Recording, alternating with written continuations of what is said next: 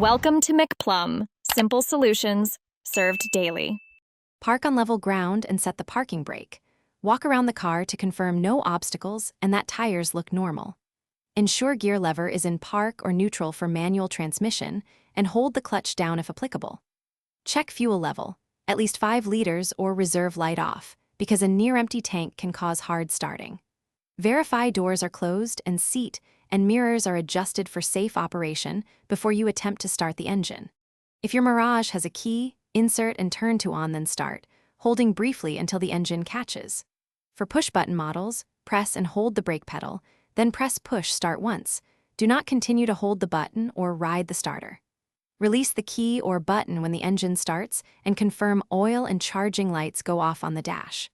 Allow the engine to idle for 30 to 60 seconds in cold weather to circulate oil before driving away.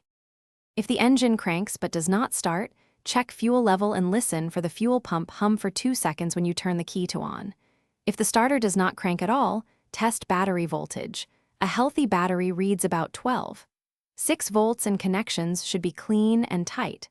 Try a jump start only if polarity and procedures are correct. If issues persist after these checks, consult a qualified mechanic or roadside service for diagnostic.